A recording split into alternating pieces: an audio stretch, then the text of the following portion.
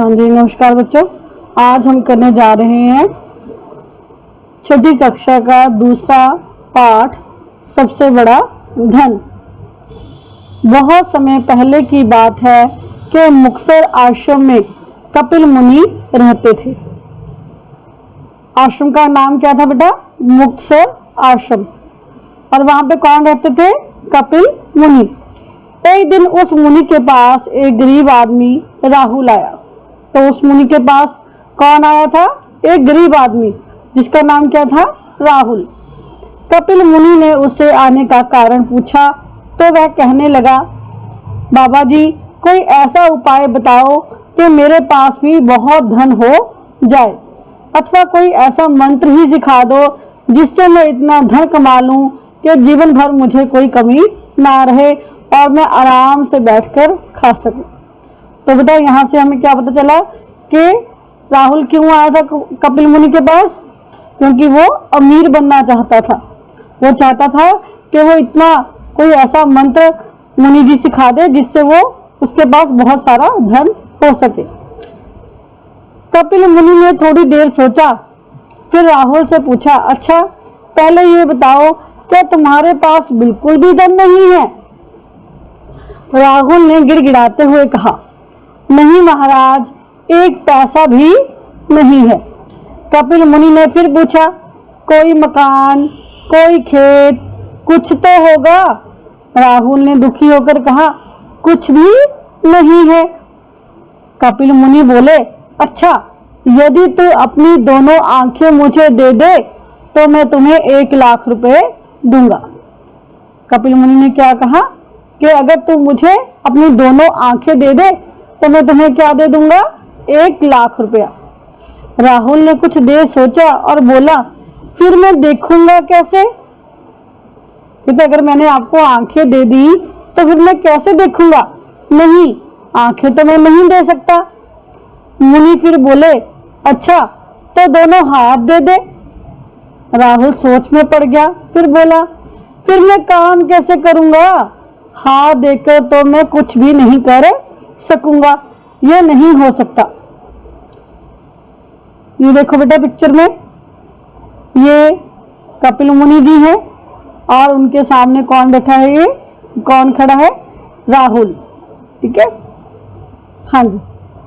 मुनि ने कहा, अगर तू अपने दोनों पैर दे सके तो मैं तुझे 2 लाख रुपए दे सकता हूँ।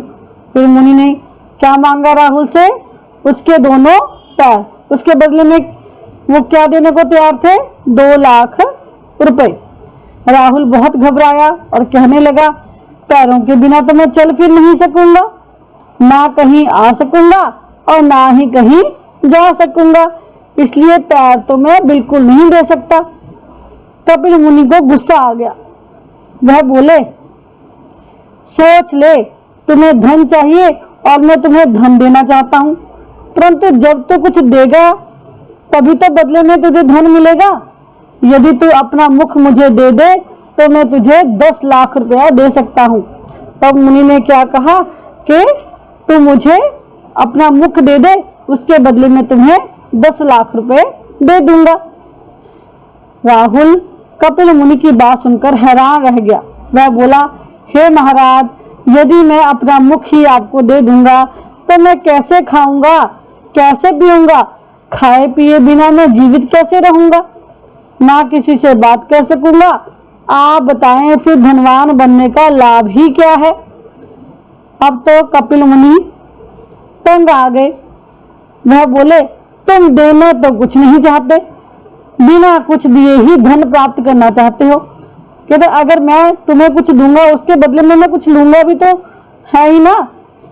क्या कभी ऐसा हो सकता है मैं जो तुमसे लेना चाहता हूं उसमें से तुम कुछ भी नहीं दे सकते?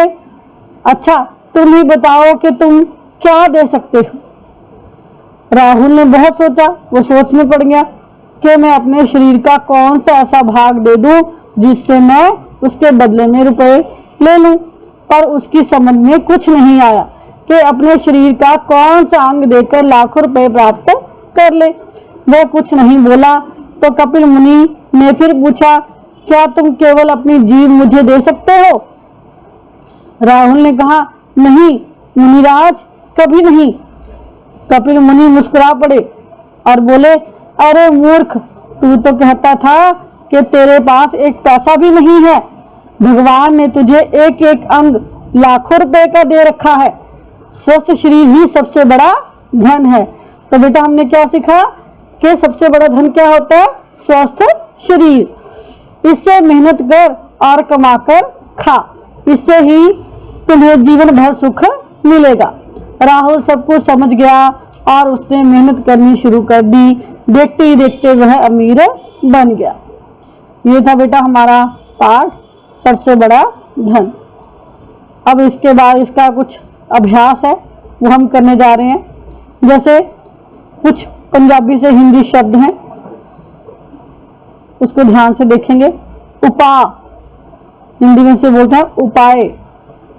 हाथ, हाथ। दुखी, दुखी। पैसा, पैसा। लख, लाख। प्राप्त, प्राप्त। घबराया, घबराया। मूर्ख, मूर्ख। अभी कुछ और शब्द दिए गए हैं। जिंदा, जीवित। निरोग, स्वस्थ। समा, समय। मुंह, मुख।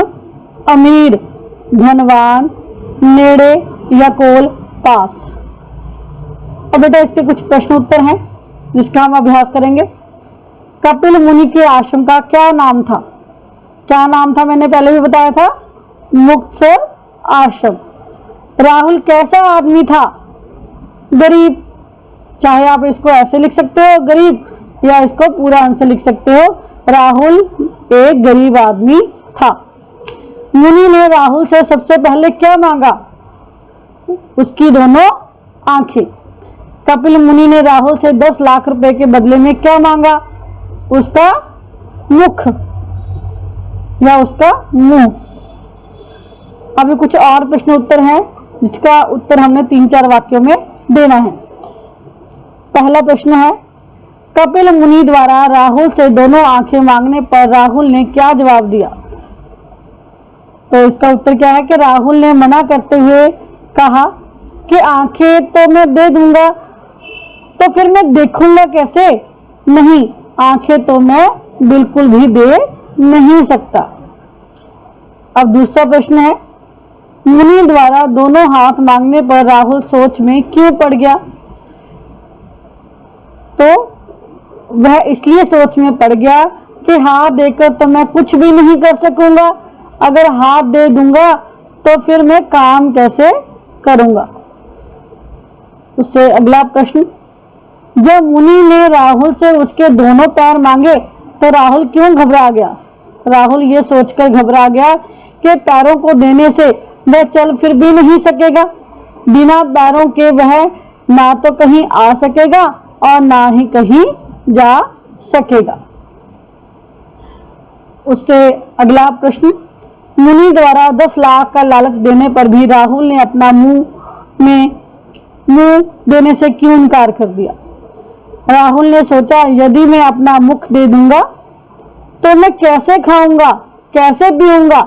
खाए पिए बिना तो मैं जीवित नहीं रह सकूंगा। यह सोचकर राहुल ने अपना मुख मुनि को नहीं दिया। मुनि ने सबसे बड़ा धन किसे कहा? यह हमारा अगला प्रश्न है। मुनि ने सबसे बड़ा धन किसे कहा? किसे कहा था? स्वस्थ शरीर को। ठीक है।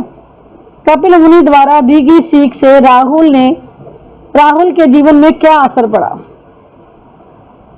कपिल मुनि ने उसको क्या सीख दी थी कि स्वस्थ शरीर ही सबसे बड़ा धन है। इसका राहुल के जीवन पर क्या असर पड़ा? कहते कपिल मुनि द्वारा दी गई सीख से राहुल ने शरीर का महत्व समझ लिया। अब उसे समझ में आ गया था कि स्वस्थ शरीर ही सबसे बड़ा धन है और उसने मेहनत करनी शुरू कर दी, जिससे वह देखते ही देखते अमीर बन गया।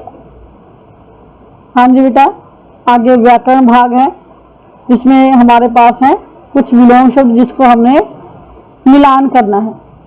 विलोम उल्टे शब्द भी इसको बोल सकते हैं, विपरीतार्थक शब्द भी इसको कहते हैं। इसको अपने ध्यान से देखना है। जैसे एक का हमें मिलान करके दिखाया हुआ है, गरीब का अमीर। जीवन, जीवन का क्या होगा? मृत्यु। पास, दूर। स्वस्थ, रोगी। बुद्धिमान, मूर्ख। सुखी, दुखी। हाँ जी बेटा, अभी हम देखेंगे 7वां क्वेश्चन। निम्नलिखित वाक्य में से संज्ञा शब्द छांटिए और बॉक्स में लिखिए। पहले तो हमें यह पता होना चाहिए कि संज्ञा क्या होती है। किसी व्यक्ति का, किसी वस्तु का, किसी स्थान का या भाव के किसी भी नाम को हम संज्ञा कहते हैं। अब जैसे पहला हमारे पास एक वाक्य दिया गया है, राहुल एक गरीब आदमी था।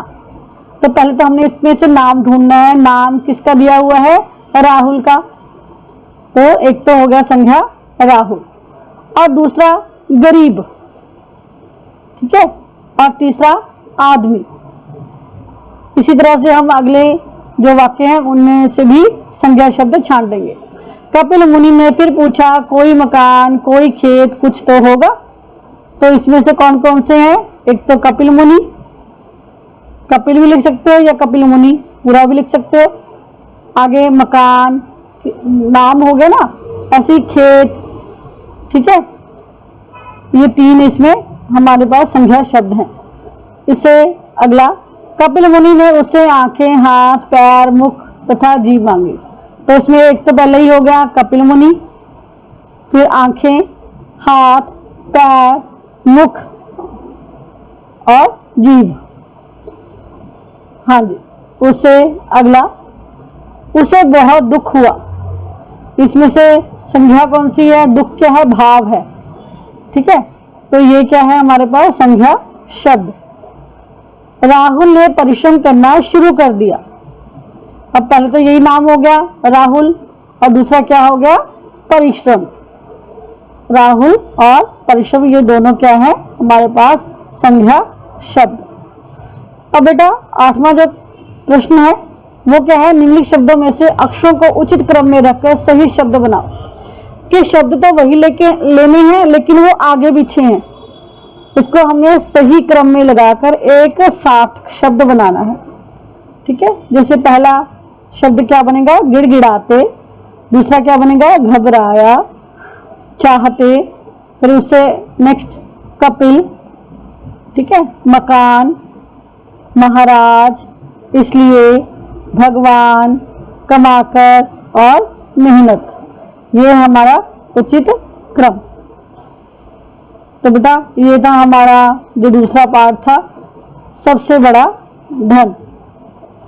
तो इसको आप लोगों ने अच्छे से ध्यान से इसको करना है ताकि आप लोगों को ये जो पाठ है अच्छे से समझ आ जाए। धन्यवाद।